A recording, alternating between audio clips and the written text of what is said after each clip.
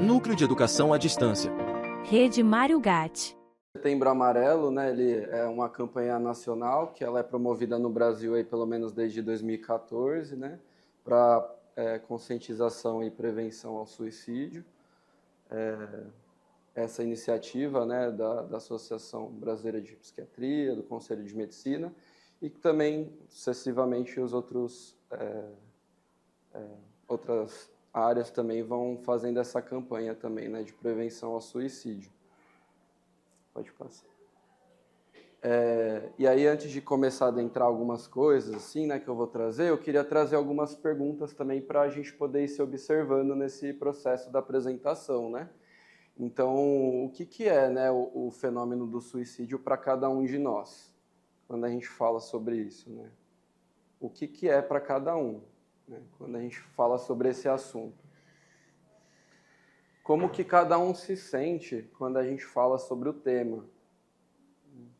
Quando a gente fala sobre o suicídio, como que cada um se sente? Por onde que passa o nosso conhecimento e a nossa experiência, né, a respeito dessa temática? Quando a gente fala de suicídio, quais são as nossas bagagens, assim, né, de conhecimento, de experiência, de vivência, né, como que isso afeta cada um, para cada um poder fazer esse exercício, né, de olhar para si. E como que a gente lida, né, frente a essa questão também, individualmente. Seja no âmbito privado, público, né, também, que eu acho que as duas coisas se conversam, né, acho que não tem como a gente separar. A gente fala muito de vida profissional, vida particular, mas as duas se conversam, né, diariamente. Então, como que a gente lida, né, frente a esse assunto? Queria deixar um pouquinho essas perguntas assim para cada um poder ir se observando, se analisando, né, refletindo.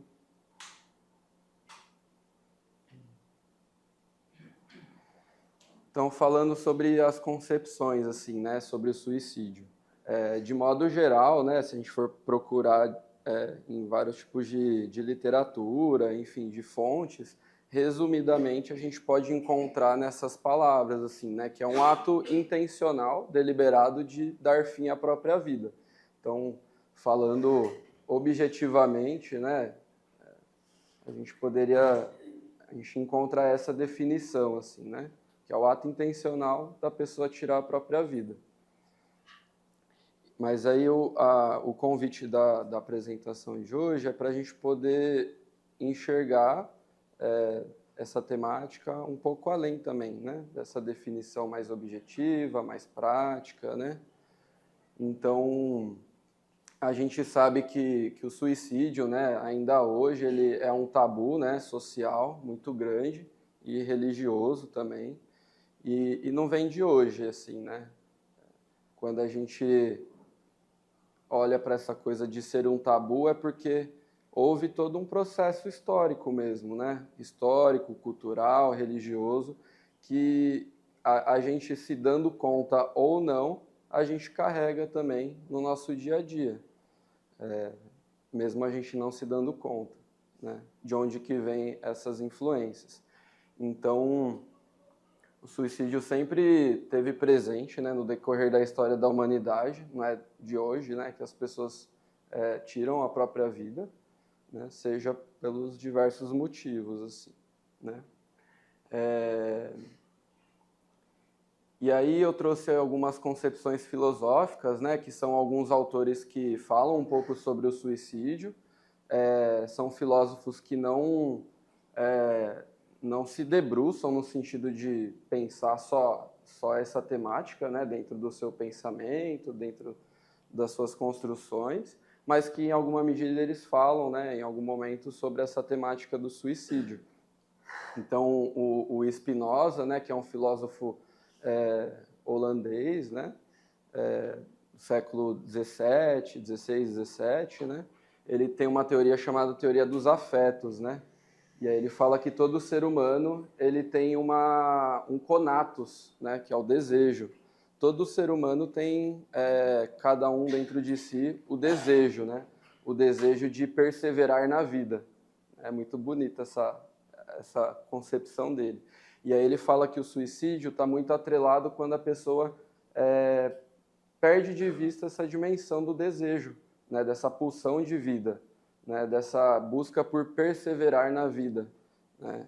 Ele fala que a pessoa que é cometida, né, pela possibilidade do suicídio é porque ela está muito presa, digamos assim, a fatores externos, né, a energias e a dimensões externas. E aí a gente pode olhar para essas dimensões externas pensando a questão mesmo das relações, né, do contexto social, contexto de trabalho, enfim, econômico, né? Aí a gente pode pensar em muitas variáveis assim, né, externas, né? Mas ele traz essa concepção, né, que a pessoa que pensa em tirar a própria vida ao chega é porque ela deixou de olhar para o seu desejo, para o seu conatus, de perseverar, de buscar também as suas próprias fontes internas de vida e se perdeu nessas dimensões mais externas, né? O Nietzsche também, que é um filósofo mais contemporâneo, né, que o Spinoza, do século XIX. Nietzsche ele fala da vontade de potência também, muito parecido com o Spinoza, né? Só que o Nietzsche ele vai falar, né, olhando a história, né, fazendo uma análise do período ali histórico, ele vai falar que a gente, como civilização, a gente entrou numa crise. E qual crise foi essa? A crise dos valores e a crise do declínio da religião, né, da força da religião como dominante no sentido do pensamento, da organização das relações, etc., e o que se evidenciou é o surgimento das ciências, da ciência moderna, cartesiana, né, mecanicista, da medicina.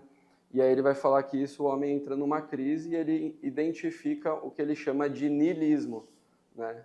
E aí ele vai falar que o suicídio tem muito a ver com essa concepção do niilismo, que é o quê? É a ausência radical de sentido, né? O homem se depara, olha para o social, olha para as coisas e não vê sentido em nada, né? Ele não vê sentido no trabalho, no progresso, na ciência, nessa ideia positivista, né, de ciência, de desenvolvimento, e o próprio indivíduo entra em crise, que ele chama do niilismo, que é se deparar dessa ausência radical de sentido, né? De enxergar mesmo um abismo, não ver saídas, né? Schopenhauer também é um outro filósofo ali, né, um pouco antes ali do Nietzsche também, mais ou menos no mesmo período, também muito influenciado por pensamento do próprio Nietzsche, enfim, ele é conhecido como filósofo pessimista, né? E aí ele fala muito sobre a questão também do suicídio estar atrelado, ele vai falar que o suicídio não tem a ver com o indivíduo propriamente dito que tirou a própria vida, mas ele vai falar que diz muito mais de um contexto social que esse indivíduo se recusa a viver. Então vai falar que é o indivíduo que fala assim, não, isso não faz sentido também para mim. E aí ele vai trazer muito nesse olhar de apontar que o modo de vida social, da organização das coisas, como se dão as relações, a vida, também não faz sentido, né? É uma espécie de denúncia a um modo social das pessoas viverem. Então Schopenhauer vai trazer um pouco disso. O Heidegger também, que é um filósofo alemão, né, do século XIX, XX ali, ele vem um pouco depois, né, do Nietzsche, Schopenhauer, também bastante influenciado. Ele também vai falar que o suicídio tem a ver com a experiência também de profunda angústia que o ser humano passa. Todos nós sentimos angústia, né? É inevitável sentir angústia, faz parte da constituição humana, sentir angústia. E ele vai falar que a angústia, ela é importante, né? De modo geral, a gente fala que a angústia é ruim, né? A gente não quer se sentir angustiado, a gente quer sentir leve, tranquilo, prazer, etc., né? Mas ele fala que a angústia faz parte do ser humano e que ela é importante até para o nosso autoconhecimento, né? A angústia, ela está querendo dizer alguma coisa para a gente, né? Na psicologia, busco trabalhar muito isso assim com as pessoas, né? A questão da angústia. O que a angústia está querendo te dizer? A angústia está querendo dizer alguma coisa, né? Que algo não está bem, que algo não está legal, que algo precisa ser olhado, que algo precisa ser trabalhado. E aí o Heidegger fala que também a experiência do suicídio passa pelo indivíduo sucumbir a essa experiência de angústia, não dá conta, porque é uma experiência que é visceral, pode ser visceral, né? Se a gente não olhar, não cuidar. Então, ele vai trazer um pouco disso, assim, né? Que o indivíduo sucumbe à experiência da angústia, né? Não dá conta de lidar mesmo com essa experiência. E aí é isso, né? Não existe uma receita de bolo, né? Se existisse, estava fácil. A gente não estava aqui, né? A gente tinha uma pílula mágica e estava tudo resolvido, né? Mas não é assim. E o Albert Camus, que é um filósofo também argelino, né? Francês, mais contemporâneo também que o Heidegger, e ele fala que o único problema filosófico a ser discutido é sobre o suicídio. Saber se a vida realmente vale a pena ser vivida ou não. Se o mundo tem 4 dimensões, 3, 4 dimensões, se existe teoria disso, teoria daquilo, isso pouco importa. O que importa é saber se a vida vale a pena ser vivida. Então, ele é um autor que traz isso, né? Saber se a vida vale a pena ser vivida. E aí ele fala muito isso, pautado na sua ideia de absurdo da vida, absurdo da existência. Também vai muito na linha do próprio Nietzsche, né? De falar que, a priori, a vida não tem garantia, a gente não tem garantia de nada da vida. A gente, enquanto ser humano, vive numa experiência de contingência, no sentido de gratuidade, que não existe, a priori, um caminho determinado que que o ser humano vai seguir, né? Então, a pessoa não nasce e vai ser médico, advogado, psicólogo, enfim, pedreiro. A pessoa ela vai se construindo, né, a partir das possibilidades de experiência que ela tem, né, da realidade que ela tem. Então, ele fala que, a priori, ele identifica esse absurdismo da existência, no sentido de não ter sentidos a priori. Cada um de nós, enquanto ser humano, que precisa dar conta dessa tarefa. Ele vai falar que é uma tarefa, no sentido de que a gente vai ter que olhar para esse absurdo da existência, a gente vai ter que olhar para essa angústia, e a gente vai ter que procurar os nossos recursos para se agarrar à vida, né? Seja na religião, seja no trabalho, seja na família, seja numa ideologia, seja naquilo que fizer sentido para cada um mesmo, né? Não tem um certo e errado. Ele vai falar que a gente é aberto e cada um vai precisar exercitar essa tarefa de se apropriar e se responsabilizar do seu existir da melhor forma que for possível, né? Então, e aí eu trouxe também o sociólogo, né, Émile Durkheim. Esse autor é fantástico, assim. Ele é um sociólogo dos clássicos, assim, junto com Karl Marx, Max Weber, né? Tinha uma professora na faculdade que falava que eram os 3 porquinhos, né? Max Weber, o Durkheim e o Marx. E o Durkheim é o primeiro autor a estudar de uma forma sistematizada sobre o suicídio. Ele escreve um livro, um calhamaço, assim, chamado O Suicídio.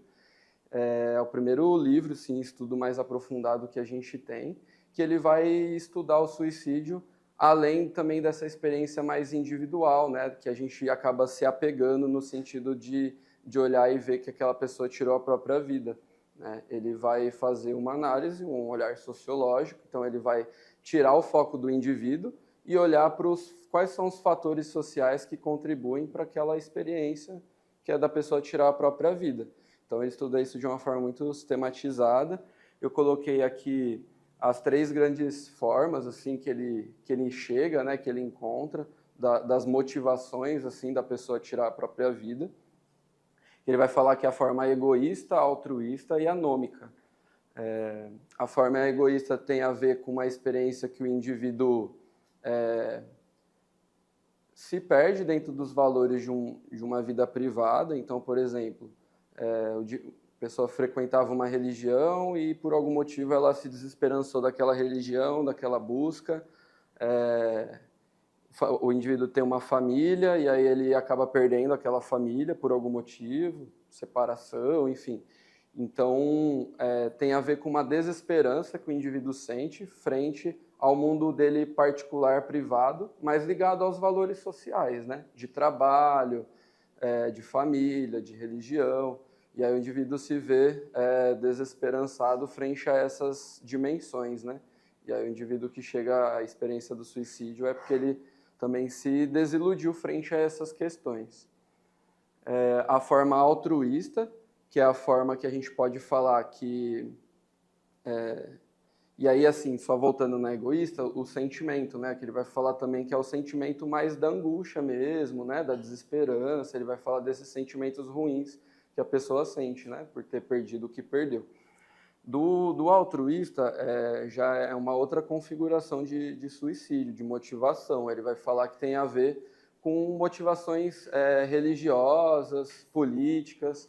Ele vai falar de pessoas, né, que bancam, né, a própria morte por uma concepção revolucionária, por exemplo, por uma concepção política, né, e a pessoa vai lá e banca de perder a própria vida por um ideal maior, né?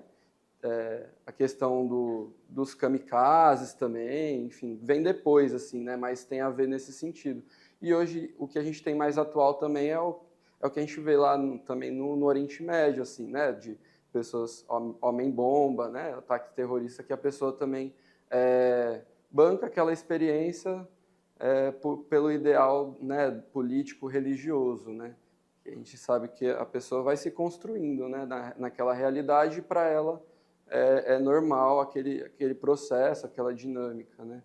Então ele vai falar que o altruísta tem a ver com essas questões, né? A pessoa que tira a própria vida. E o anômico tem a ver também com ele vai falar que é também uma denúncia de um fracasso também de um modelo social, assim, né? De um corrompimento de um modo de vida assim mais amplo, de que a pessoa também não vê sentido nenhum no modo de vida como as pessoas tocam a vida. E aí ele vai falar que tem muito a ver com a configuração da sociedade e os problemas que a sociedade apresenta. Então, se a gente fosse pegar para hoje, a gente poderia falar, sei lá, que nem a gente no Brasil, né? No Brasil, no mundo, as guerras que a gente vê, né, hoje em dia, a questão das desigualdades sociais, né? Enfim, as discriminações, questões de raça, de gênero, de classe, né? Então, ele vai falar muito que essa experiência de suicídio tem a ver com essa denúncia do que não está legal no social. E aí a pessoa decide não mais participar do jogo, assim, né? Então, tem a ver com essas questões que a gente poderia falar trazendo para o hoje, né? Essas questões de violência que impactam, né, a saúde mental da pessoa, né? Violência de gênero, enfim, violência várias, né, de raça, enfim. Pode passar. Então, aí trazendo um pouquinho, né, historicamente, né, depois de falar das concepções mais filosóficas, sociológicas. Então, na Grécia Antiga, né, o suicídio era visto como um ato vergonhoso, pois a vida era vista como um presente dos deuses. Então, olha aí como que a influência da religiosidade já estava presente, né? Mais de 500 anos antes de Cristo, assim, né? No Império Romano, né, também era visto como um prejuízo econômico, porque era a perda de um escravo, né? Então, não era bom as pessoas se suicidarem por conta que, enfim, o Império Romano tinha esse prejuízo econômico. E aí, no final do Império Romano, né, que vem o cristianismo, o final do Império Romano, com essa concepção de uma vida no paraíso, etc., as pessoas começam a suicidar. Elas falam assim, não vou viver essa vida aqui de escravo, As pessoas começaram a se matar. Porque, né, o cristianismo veio com aquela ideia inicial do paraíso, né, de um mundo melhor, etc., só que aí é isso, aí logo no início da Idade Média, né, os teólogos falam, não, é pecado, né, tirar a própria vida, só Deus pode fazer isso, assim. Então, logo é interditado, assim, né, essa coisa das pessoas tirarem a própria vida. E aí ela é vista, né, como um presente de Deus, né, e o homem não poderia decidir sobre o seu fim. E aí, no momento mais atual, né, na Revolução Francesa, principalmente com os teóricos, né, os filósofos Voltaire, Rousseau, Voltaire que tem um livro interessante que ele vai discutir a questão da intolerância religiosa, né, ele fala muito sobre essa questão mesmo, né, da possibilidade de uma convivência entre as diferenças das religiões, né, ele vai resgatando as violências religiosas que vão ocorrendo no decorrer da história e vai resgatando.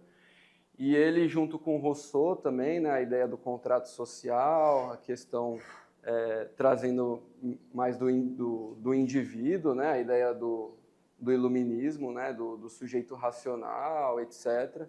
Então, eles mudam, assim, acho que é uma mudança grande de paradigma, né, que a gente vivia historicamente, para trazer como um direito individual, né, a questão da pessoa tirar ou não a própria vida. E no século XX e XXI, né, que é o que nós estamos, o que se predomina atualmente são as concepções psiquiátricas, psicológicas, né, cada vez mais as áreas aí da saúde falando sobre essa temática, né, sobre o suicídio. Pode passar. Falando questão cultural, né? Então o fenômeno do suicídio pode ter diferentes significados em diferentes culturas, inclusive o que chamamos de suicídio. Então na Índia, né, o suicídio ele é considerado crime, mas lá tem uma prática que é dentro da nossa visão, né, ocidental, a gente consideraria um suicídio, mas para eles não consideram, né, que é o Salekana, acho que é assim que fala, que é a prática do jainismo, né, religião norte da Índia. Então é uma experiência de que a pessoa faz uma meditação e um jejum levando à morte. E eles não consideram isso como um suicídio, né? Eles falam que é uma prática que pessoas que têm idade muito avançada ou têm alguma doença também incurável, né, a pessoa ela tem essa possibilidade de morrer, né, mas e não é considerado um suicídio. Os indígenas, né, Carajá também, tem uma experiência que é do enforcamento, né, e aí eles falam que essa experiência pode ser provocada por um feitiço, etc., que também não é considerada um suicídio tal como a gente olha, né, na nossa cultura, na nossa experiência.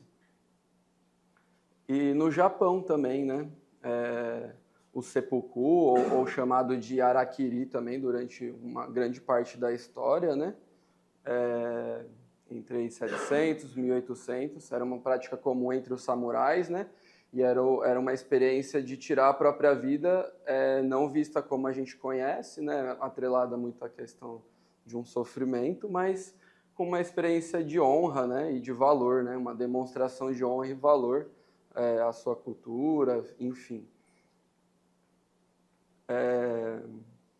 E atualmente tem no Japão essa outra experiência, né, chamada Izenki Jizatsu, que é um indivíduo que ele tira a própria vida por uma questão de falha pessoal, né? A questão tem até um filósofo chamado Byung-Chul Han, né? Filósofo sul-coreano, que ele tem um livro, tem vários livrinhos assim curtinhos, e um deles chamado Sociedade do Cansaço, né?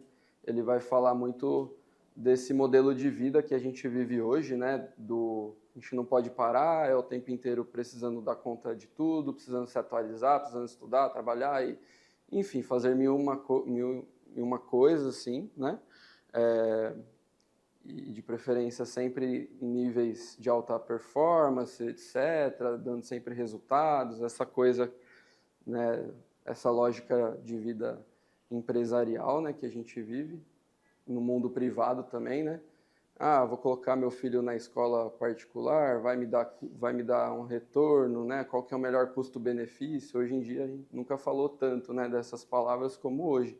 Então ele vai falar que essa experiência do suicídio que tem hoje no Japão passa muito por essas cobranças mesmo sociais que a pessoa também não dá conta, né, suportar e em algum momento também pode sucumbir, né? E a questão que eu já falei também do homem-bomba, né? Das motivações político-religiosas também, que não é um olhar de suicídio como a gente tem, né? Ocidentalmente. Pode ir. Então, uma possível compreensão, né? Fazendo um recorte mais para a nossa cultura, da nossa realidade. Então, alguns dados estatísticos, né? Falam que por ano aí se morre 700, 800 mil pessoas por ano. Isso equivale a uma pessoa tirando a própria vida a cada 45 segundos no mundo e a cada 40 minutos no Brasil, né? A gente tem uma média aí de 30 mortes por suicídio no Brasil, todos os dias. E no mundo a gente tem a cada 45 segundos. É considerada a segunda ou a quarta causa maior de morte, né, causa de morte no mundo entre a faixa etária de 15 a 29 anos. Só perde para violência no trânsito, acidente de trânsito, e em algumas fontes falam que perde também para tuberculose e violências. Acho que deve ser violência urbana, diversos tipos de violência. Então, o suicídio é um fenômeno que está aí globalmente, né, bastante evidente, assim. As mulheres tentam mais o suicídio, mas quem consuma mais o ato geralmente são os homens, né, o dobro das vezes. E aí isso muito associado às questões dos métodos mesmo, que são mais agressivos, né, mais letais, assim, enforcamento, enfim, com arma de fogo, né? E a mulher geralmente por vias medicamentosas, etc.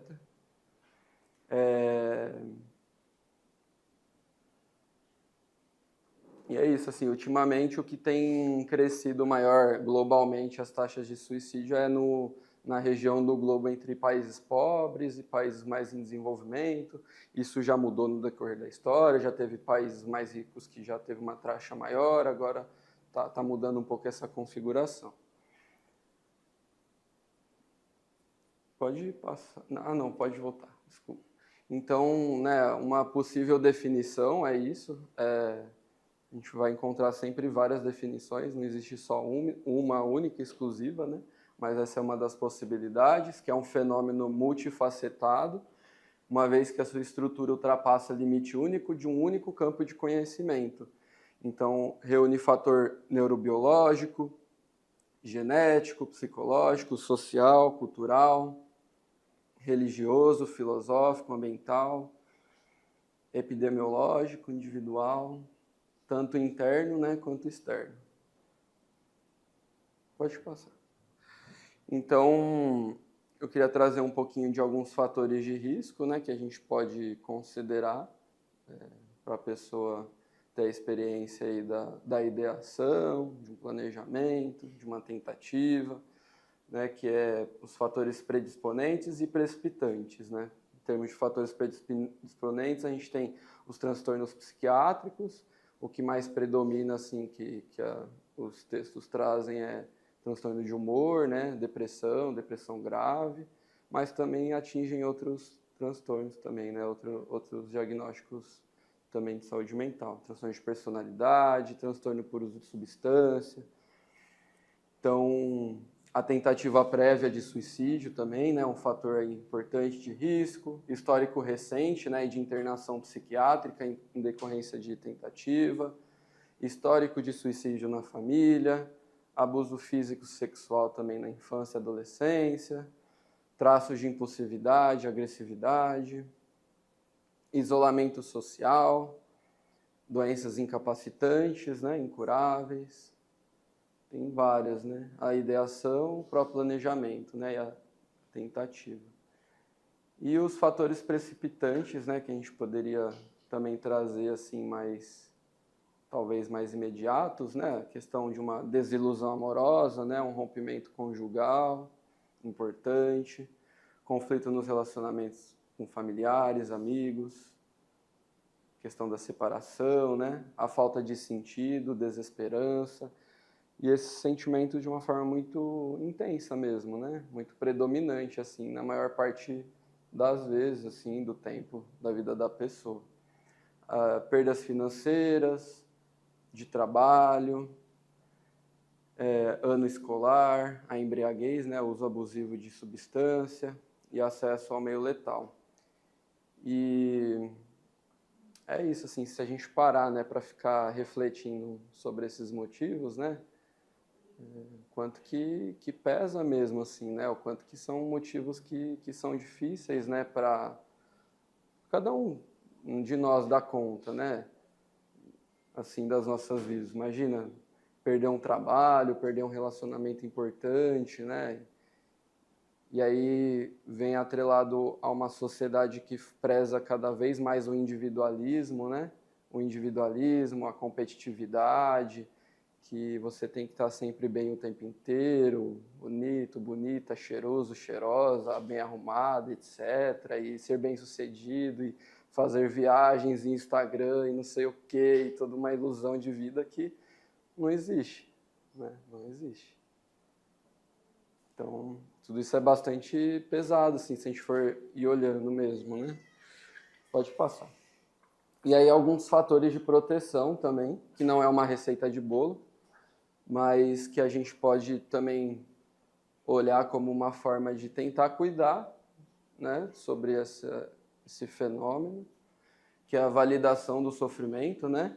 Então, promover uma escuta, um acolhimento, não um julgamento. É isso, assim, né? Muitas vezes a gente escuta frases de julgamento, né, da pessoa que está pensando no suicídio ou que fez uma tentativa, né?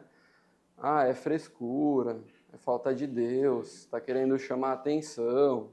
Enfim, tem muitos julgamentos. E aí a gente, se quiser levar a sério mesmo, né, para tentar entender, a gente não pode, né? Manter essas falas assim mesmo, né? Porque no final das contas só cada um de nós, só cada um de si sabe das dores e das delícias de ser quem se é, né? Só cada um sabe do que já passou na vida, do que passa, do próprio sofrimento. Não tem como a gente pegar uma régua e colocar o sofrimento humano todos na mesma régua, né? Então, é importante a pessoa ter um apoio social e familiar, né?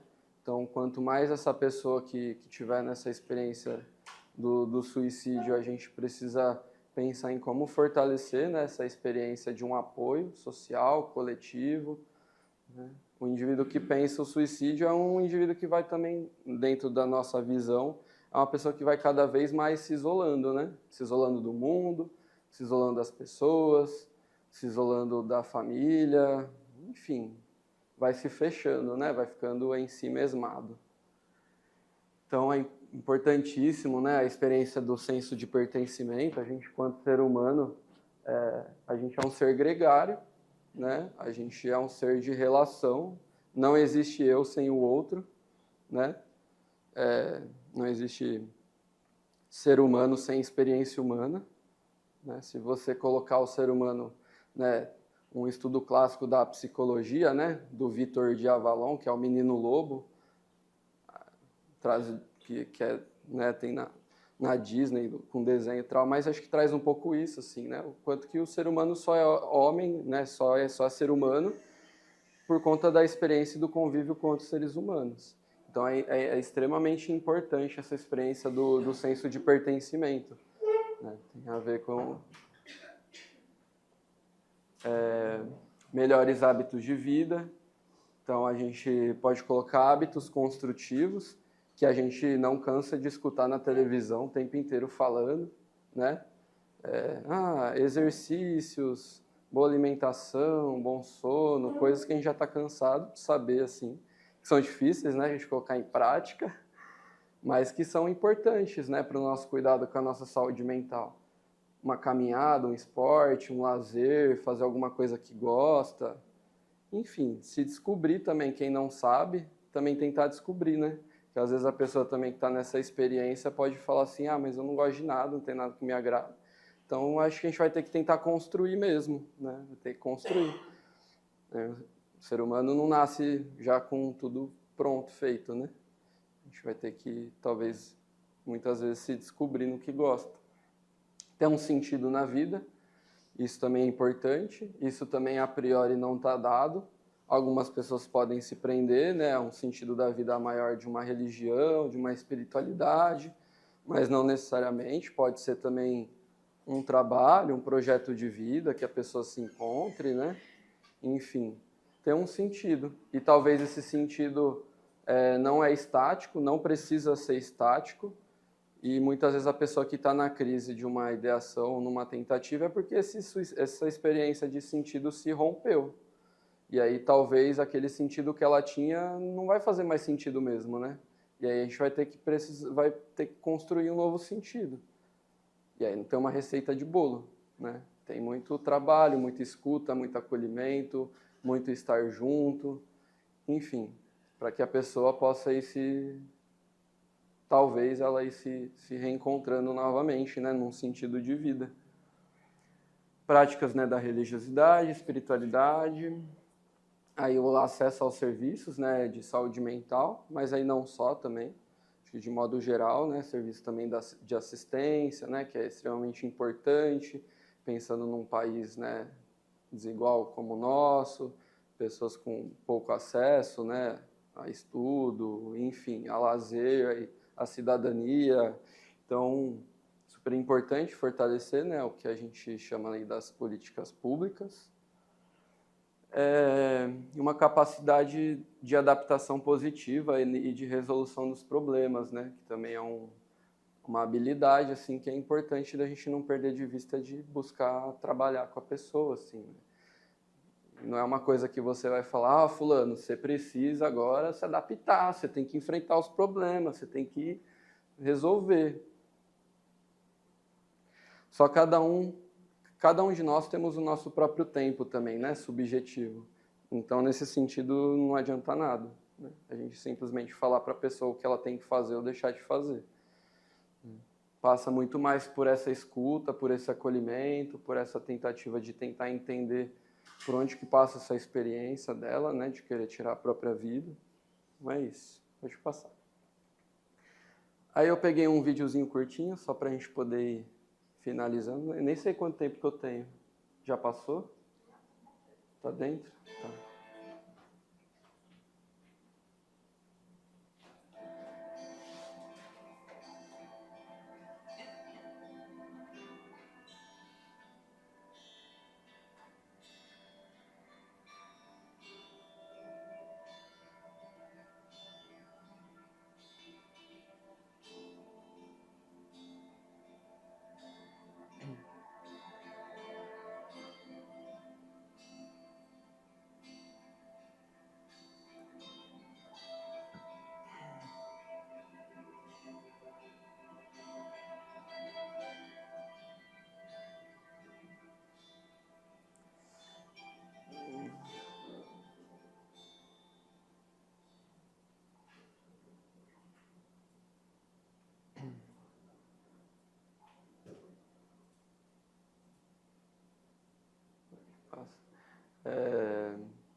E aí, para a gente poder finalizar, eu queria trazer uma reflexão para a gente poder pensar sobre esse tema. Então, um autor bastante importante que também estuda esse tema, né, esse assunto, é o Neuri Botega, é um médico, né, psiquiatra, tem um livro chamado Crise Suicida, que ele também vai, enfim, trazendo, né, sobre essa questão, e aí ele traz essa frasezinha, né, que a questão sobre suicídio não é sobre a morte ou sobre matar, mas antes é uma questão de cessação da consciência a fim de evitar uma dor psíquica insuportável. Então é um pouquinho do que a gente foi conversando aí, né, durante a apresentação. E aí eu deixei esses questionamentos para a gente poder também refletir, né, que é: qual vida negada está no fundo do sofrimento insuportável? Que vida que a pessoa não quer viver, está pensando, né? Como cuidar do sofrimento do outro? Acho que esse é o maior desafio, né? Acho que talvez por isso que a gente está aqui conversando, pensando, que se coloca, né? Como criar laços cuidadores? São algumas reflexões aí que eu queria deixar para a gente poder mais do que achar uma resposta única, né, universal, que sirva para todo mundo, cada um possa se haver e a gente poder pensar da melhor forma dentro da realidade de cada um, né, dentro da prática, da experiência, né, da vivência de cada um. Consigo mesmo também, né? São algumas das referências que eu usei. É um contato. É isso. Rede Mário Gatti. Compromisso com a saúde e educação.